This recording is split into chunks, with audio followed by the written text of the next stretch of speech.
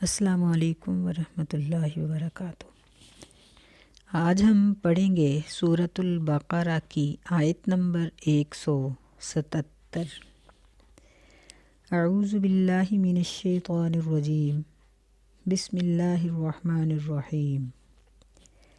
لیس البر ان تولوا وجوہکم قبل المشرق والمغرب۔ نیکی مکمل نہیں ہوتی یہ کہ تم پھیر لو اپنے چہروں کو مشرق کی طرف اور مغرب کی طرف۔ وَلَٰكِنَّ الْبِرَّ مَنْ آمَنَ بِاللَّهِ وَالْيَوْمِ الْآخِرِ۔ اور لیکن نیکی اس شخص کی مکمل ہوتی ہے جو ایمان لائے اللہ پر اور آخرت کے دن پر، وَالْمَلَائِكَةِ وَالْكِتَابِ وَالنَّبِيِّينَ، اور تمام فرشتوں پر اور کتابوں پر اور تمام انبیاء علیہم السلام پر۔ وَآتَى الْمَالَ عَلَىٰ حُبِّهِ ذَوِي الْقُرْبَىٰ وَالْيَتَامَىٰ وَالْمَسَاكِينِ وَابْنَ السَّبِيلِ وَالسَّائِلِينَ وَفِي الرِّقَابِ۔ اور وہ مال دے یا مال خرچ کرے اس کی محبت کے باوجود قرابت داروں پر اور یتیموں پر اور مسکینوں پر اور مسافروں پر اور سوال کرنے والوں پر اور غلام آزاد کروانے کے لیے۔ وَأَقَامَ الصَّلَاةَ وَآتَى الزَّكَاةَ، اور نماز قائم کرے اور زکوٰۃ کو ادا کرے۔ وَالْمُوفُونَ بِعَهْدِهِمْ إِذَا عَاهَدُوا، اور اپنے عہد کو پورا کرنے والے جب بھی وہ عہد کریں۔ وَالصَّابِرِينَ فِي الْبَأْسَاءِ وَالضَّرَّاءِ وَحِینَ الْبَأْسِ، اور صبر کرنے والے بھوک میں اور تکلیفوں میں اور لڑائی کے وقت حالت جنگ میں۔ اولئک الذین صدقوا واولئک هم المتقون، یہ لوگ ہیں جنہوں نے اپنا وعدہ سچا کر دکھایا اور یہی لوگ ہیں پرہیزگاری کرنے والے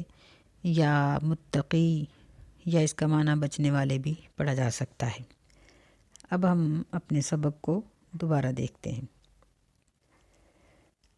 لیس البر ان تولوا وجوہکم قبل المشرق والمغرب۔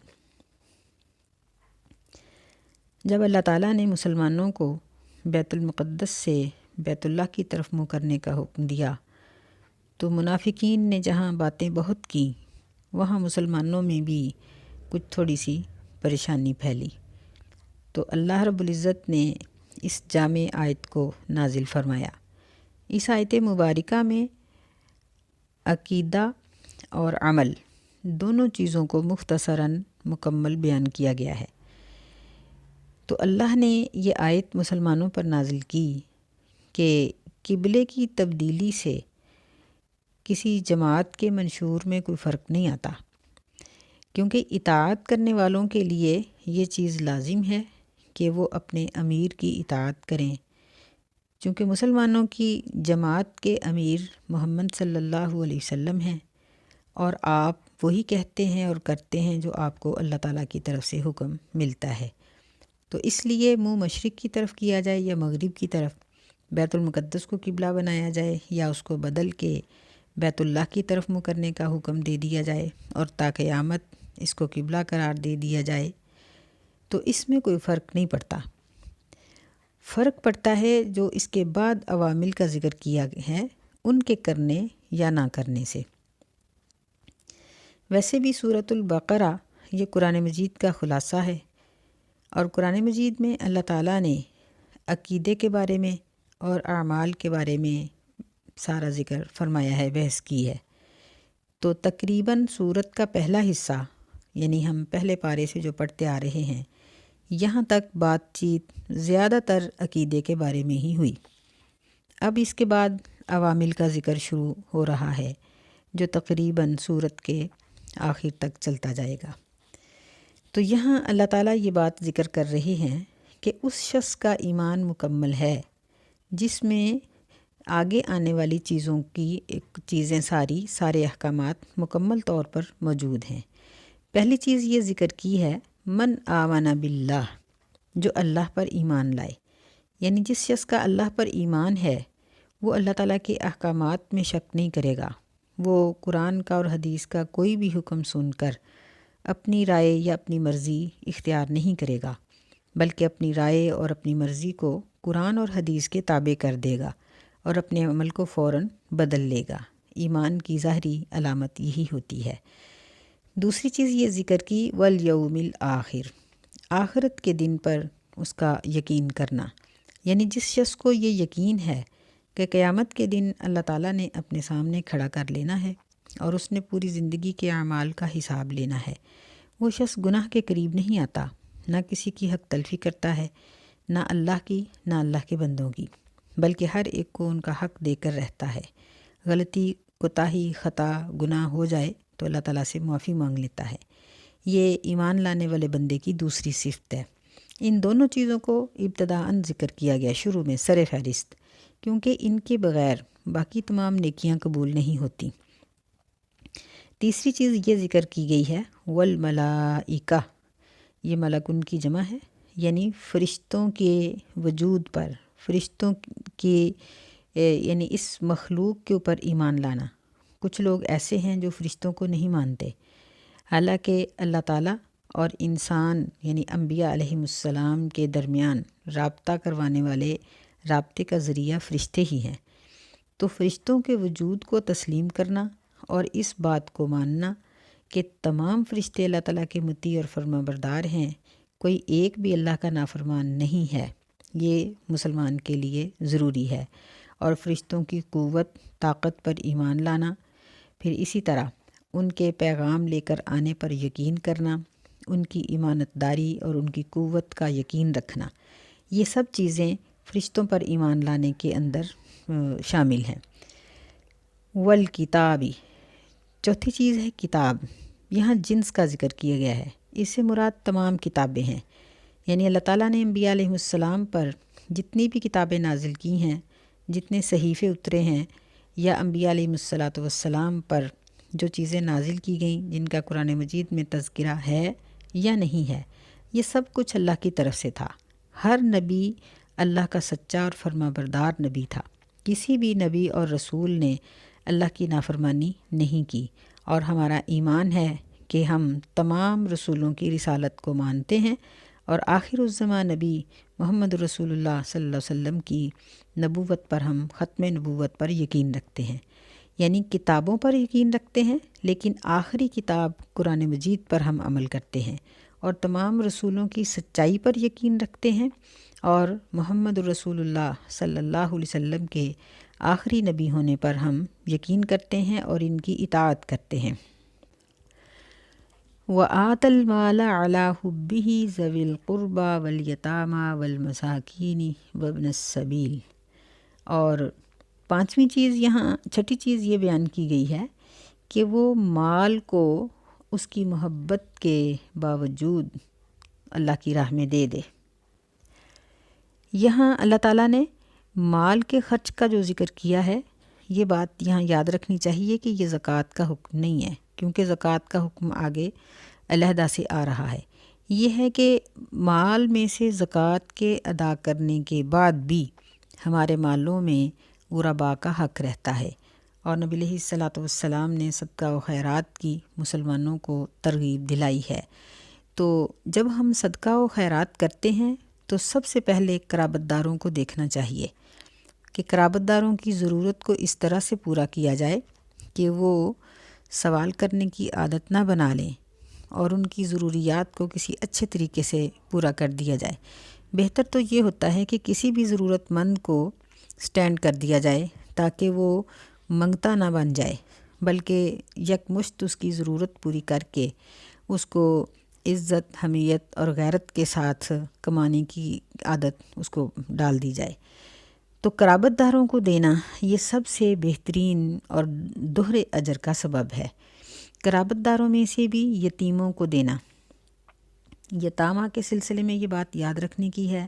کہ یتیم اس کو کہا جاتا ہے جس کا باپ فوت ہو جائے اور وہ بچہ یا بچی نابالغ ہو۔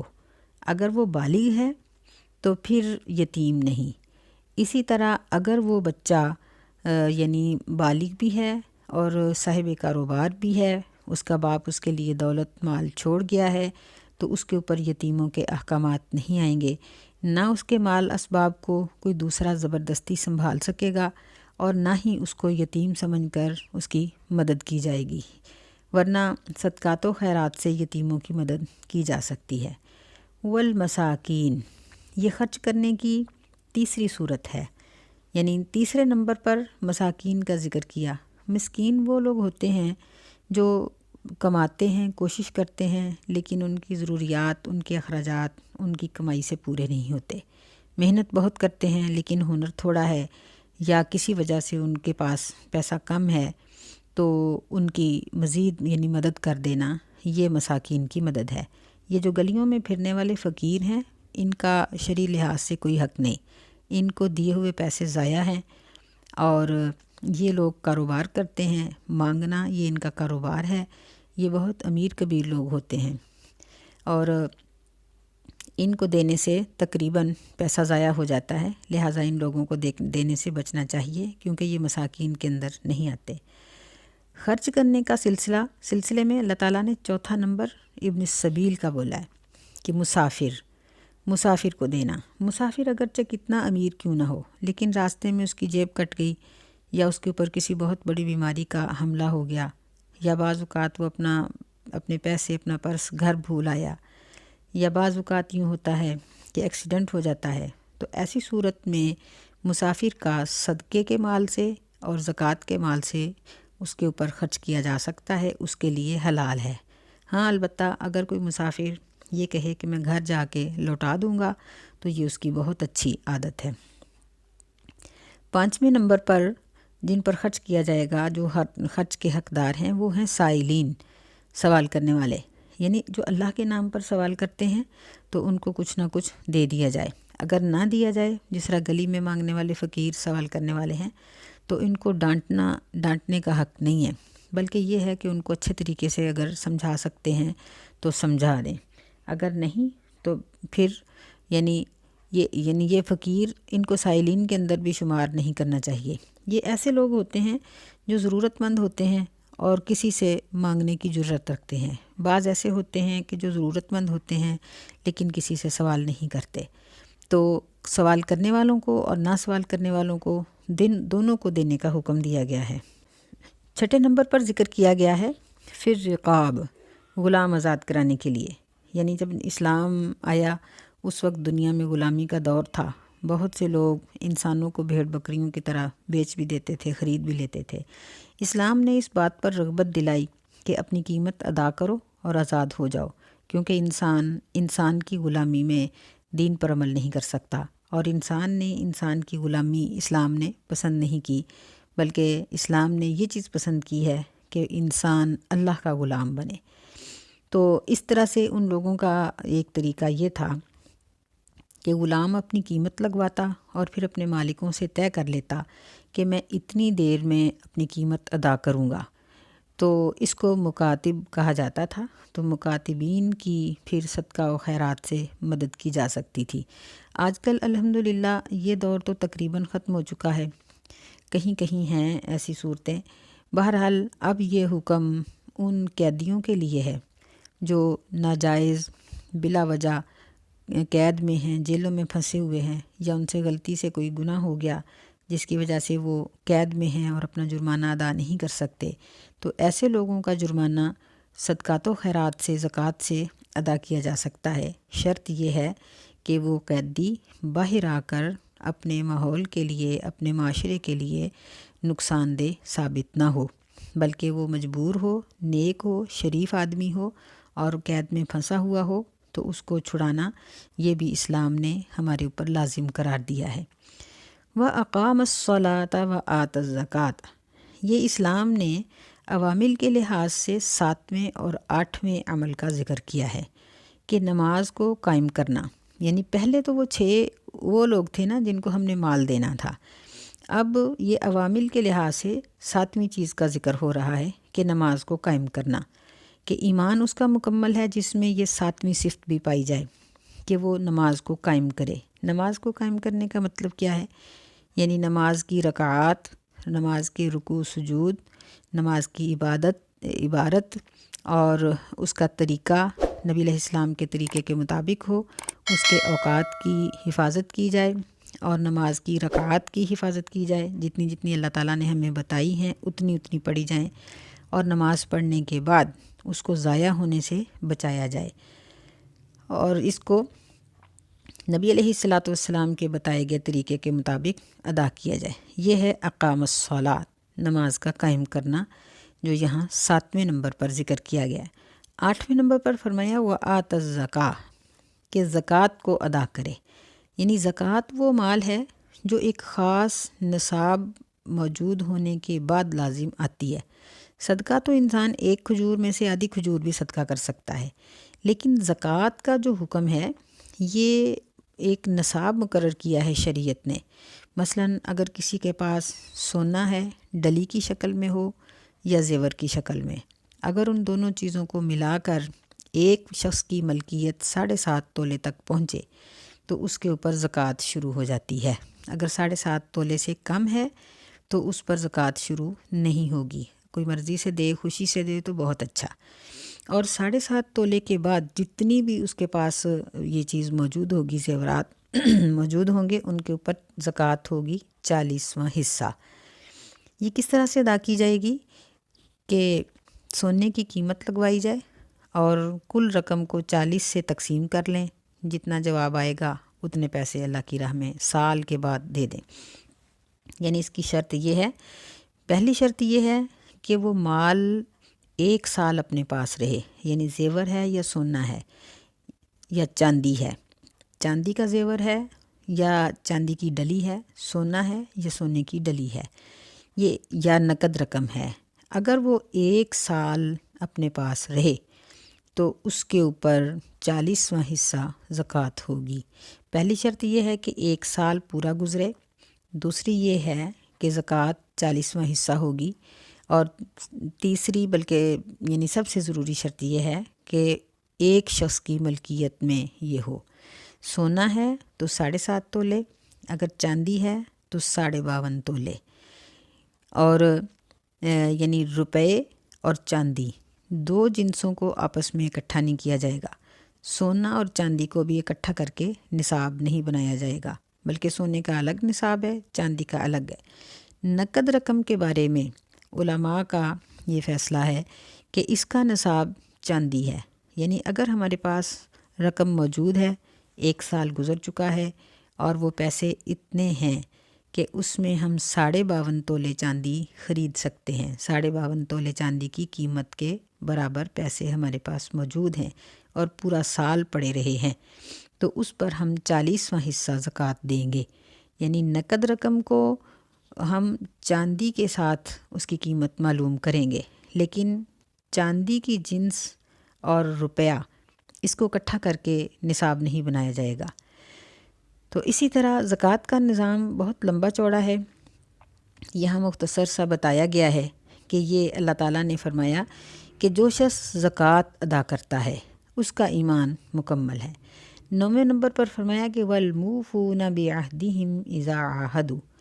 کہ اپنے وعدے کو پورا کرنے والے جب بھی وہ وعدہ کرتے ہیں۔ تو سب سے پہلا وعدہ تو ہم اللہ سے کر کے آئے ہیں، اللہ کو اپنا رب ماننے کا، اس کا حکم تسلیم کرنے کا وعدہ۔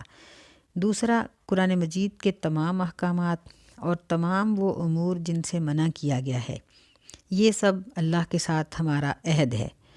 پھر حدیث کے تمام احکامات اور تمام وہ چیزیں جن سے منع کیا گیا ہے، یہ سب چیزیں اللہ کے ساتھ کیے گئے عہد میں شامل ہیں۔ پھر اس کے علاوہ ہم آپس میں جو عہد معاہدہ کرتے ہیں، ضروری نہیں کہ ہم قسم کھا کر کریں گے تو وہ وعدہ ہے، کسی بھی بات کو جب ایک دوسرے کے ساتھ کرنے کا ارادہ کر لیا، بات ہو گئی تو وہ وعدہ ہی ہوتا ہے۔ تو وعدہ پورا کرنے والے یہ مومن ہیں، مومنین کی علامتوں میں یہ بھی ایک علامت پائی جاتی ہے۔ 10ویں نمبر پر فرمایا وَالصَّابِرِينَ فِي الْبَأْسَاءِ وَالضَّرَّاءِ، صبر کرنے والے کہاں؟ 3 قسم کے حالات میں، بھوک میں، تکلیفوں میں، لڑائی کے وقت۔ بأسا کا معنی ہوتا ہے بھوک، یعنی انسان پر جو پریشانیاں آتی ہیں، سب سے زیادہ مشقت اور مشکل چیز بھوک ہے، فاقہ کشی۔ تو ایسی حالت میں صبر کرنے والے یعنی صبر سے برداشت کرنے والے، ایک تو یہ ہے کہ چیخ و پکار نہ کی جائے، واویلا نہ کیا جائے، ایک یہ ہے کہ برا بھلا نہ کہا جائے، نہ اپنے سرپرستوں کو، نہ اللہ تعالیٰ کے بارے میں برے لفظ بولے جائیں، اور پھر یہ ہے کہ اچھے دنوں کا انتظار کیا جائے۔ اللہ زیادہ دے تو زیادہ کھا لیں، تھوڑا دے تو تھوڑے پر صبر کر لیں۔ وَالضَّرَّا، دوسری قسم کی پریشانیاں جو ہوتی ہیں وہ ہوتی ہیں تکلیفیں، مثلاً بیماریاں، بخار، دیگر بے شمار قسم کی بیماریاں، یا چوٹ لگ جانا، یا ایک دوسرے کی طرف سے کوئی پریشانی کا آ جانا، یہ سب چیزیں اس میں آ جائیں گی، تو اس پر بھی صبر کرنے والے۔ وحین الباس، جنگ کے وقت، جنگ دو لوگوں کی بھی ہو سکتی ہے، گھر کی لڑائی بھی، خاندان کی لڑائی بھی ہو سکتی ہے، پارٹیوں کی لڑائی بھی ہو سکتی ہے، ملکوں کی جنگ بھی ہو سکتی ہے۔ تو ان حالات میں بھی صبر اور برداشت سے معاملے کو حل کر لینا، اور اگر ملکی جنگ ہے تو اس میں بھی صبر کرنا اور جنگ کی صورت میں آنے والی تمام تکلیفوں کو برداشت کر لینا۔ یہ چیزیں اللہ تعالیٰ نے ہمیں یہ بتائی ہیں کہ اولئک الذین صدقوا، یہ لوگ ہیں سچ بولنے والے جن میں یہ تمام صفات پائی جاتی ہیں، وَأُولَئِكَ هُمُ الْمُتَّقُونَ، اور یہی لوگ ہیں متقی جو ان تمام عقائد و عوامل پر عمل کرنے والے ہیں۔ اگر ان میں سے کوئی بھی ایک بھی چیز چھوڑ دی جائے تو ایمان میں فرق آ جاتا ہے، اور ایمان کو مکمل کرنے کے لیے ان ساری چیزوں پر عمل کرنا ضروری ہے۔ اللہ سے دعا ہے کہ اللہ ہمیں عمل کرنے کی توفیق عطا فرمائے۔ السلام علیکم ورحمۃ اللہ وبرکاتہ۔